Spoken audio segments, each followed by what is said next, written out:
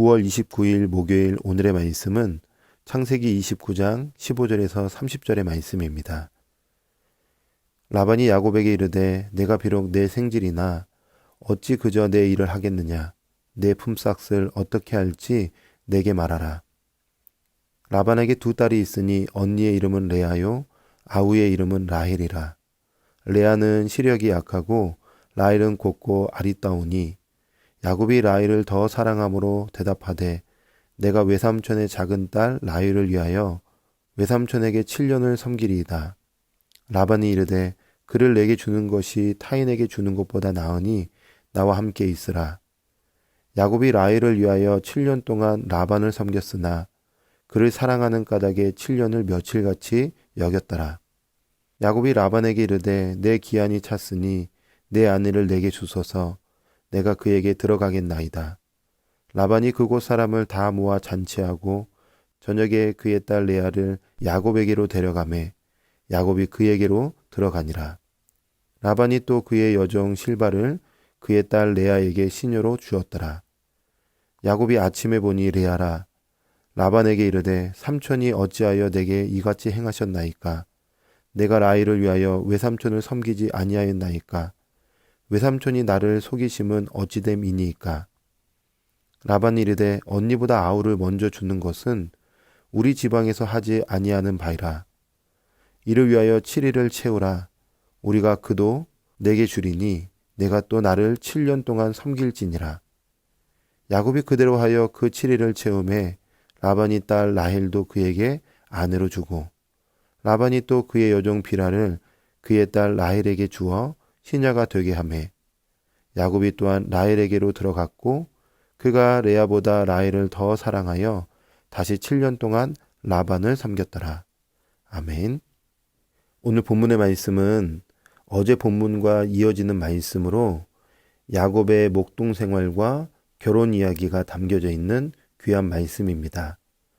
오늘 본문 속에서 우리는 야곱의 행동, 즉 가정을 세워감에 있어서 그가 한 행동, 그 행동의 의미를 한번 생각해 보고 왜 그 연수인가, 또 여러 단어들 중에서 반복적으로 나오는 단어가 있는데 왜 그 반복적인 단어가 기록되어 있는가를 함께 생각해 보면서 하나님께서 우리에게 주시고자 하는 메시지가 무엇인지 함께 살펴보려고 합니다. 오늘 15절부터 읽었지만 14절과 연결시켜서 보면 이렇게 말씀합니다. 라반이 이르되 너는 참으로 내 혈육이로다 하였더라. 야곱이 한 달을 그와 함께 거주하더니 라반이 야곱에게 이르되 내가 비록 내 생질이나 어찌 그저 내 일을 하겠느냐. 내 품삯을 어떻게 할지 내게 말하라. 아멘. 라반이 야곱을 반가운 마음으로 맞이해 주죠. 그렇게 한 달을 보냅니다. 한 달을 지내면서 삼촌의 일을 야곱이 함께 했던 거죠. 그러면서 한 달이 지나자 라반이 야곱에게 이 품삯을 어떻게 할지 너가 얘기해 보라고 하는 거예요.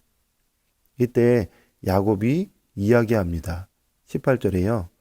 야곱이 라헬을 더 사랑함으로 대답하되 내가 외삼촌의 작은 딸 라헬을 위하여 외삼촌에게 7년을 섬기리이다 라고 말씀합니다.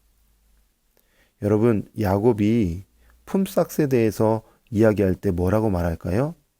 섬긴다고 말해요. 몇 년 동안 섬긴다고 얘기할까요? 7년 동안 섬긴다고 얘기해요. 누구를 얻기 위해서죠? 라헬을 얻기 위해서 7년 동안 섬긴다고 이야기합니다. 재미난 것은 15절에 일이라는 단어가 나오고 18절에는 섬김이라는 단어가 나오는데 이 같은 단어입니다. 그런데 오늘 15절에서 30절 이 본문 안에서 섬기다라는 이 말이 7번이나 나와요. 성경의 기자가 어떤 문학적 의도를 가지고 썼는지는 잘 모르겠지만 7년이라는 그 숫자의 7과 섬김의 단어가 7번 등장하면서 뭔가 주는 메시지가 있지 않을까 생각해 보게 됩니다. 왜냐하면 고대 때의 7이라는 숫자는 완전, 완벽을 뜻했습니다. 그러니까 야곱이 7년 동안 섬기겠다는 것은 완전한 종이 되어 가정을 세워가겠다는 거죠. 그런데 참 놀라워요. 결과는 어떻게 될까요? 7년 동안 섬기고 아내를 맞이하려고 하는데 첫날 밤에 맞이한 여인은 라헬의 언니 레아입니다. 그리고 7일 있다가 라헬을 얻게 되죠. 또 7년을 섬기게 됩니다. 그러니까 한 가정을 세우고 탄생시키기 위해서 야곱은 완전한 희생, 완전한 종, 완전한 섬김의 훈련, 그 자리로 나아갔던 것을 보게 됩니다. 우리가 좀 더 야곱의 삶을 생각해 보면 야곱의 인생은 어떤 인생이었을까? 그는 섬김 받아야 하는, 섬김 받는 인생입니다. 왜 그러냐면 창세기 25장 23절에 그 야곱이 어머니의 태중에 있을 때 하나님이 말씀하세요. 두 국민이 내 태중에 있구나. 두 민족이 내 복중에서부터 나누이리라. 이 족속이 저 족속보다 강하겠고 큰 자가 어린 자를 섬기리라 라고 말씀합니다. 큰 자가 어린 자를 섬기리라. 그러니까 에서가 야곱을 섬기게 될 거야 이렇게 말씀하시는 거죠. 그뿐만이 아닙니다. 하란으로 오기 전에 이삭이 야곱을 축복하죠. 그리고 그 이삭이 형 에서에게도 축복을 빌어주는데 27장 40절에 내 아우를 섬길 것이며 라고 또 축복 가운데 그 내용이 담겨져 있어요. 그러니까 야곱의 인생은 섬김 받는 인생이 될 것이라는 것입니다. 자, 그런데 29장의 야곱의 상황은 어떤 상황일까요? 완벽하게, 완전하게 섬김의 시간을 통과하고 있는 거예요. 7년 동안 2번, 즉 14년을 섬겼다는 것은 완전히 낮아지는 시간, 완전히 종이 되는 시간이지 않았겠습니까? 야곱이 무려 7년을 2번이나 반복하면서 섬겼던 것은 사랑하는 여인과 함께 가정을 세워가기 위함이었습니다.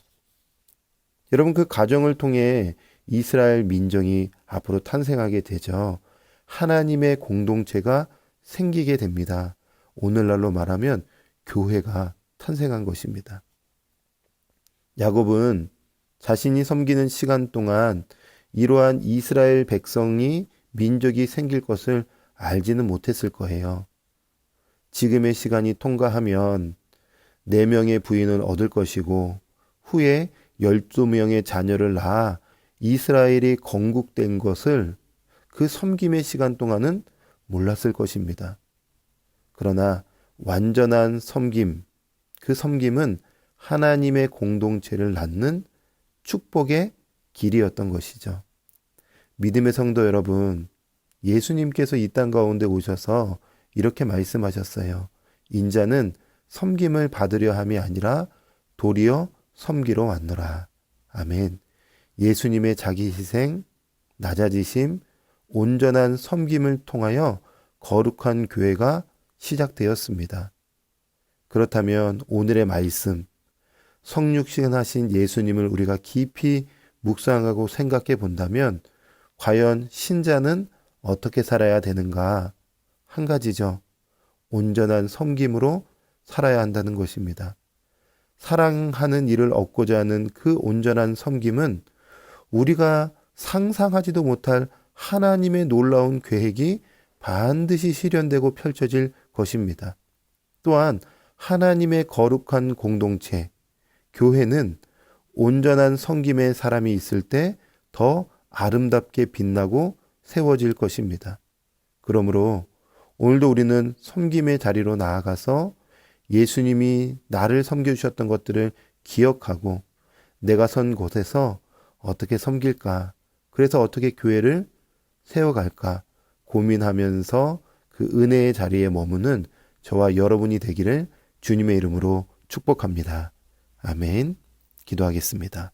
하나님, 오늘도 귀한 말씀 주셔서 감사합니다.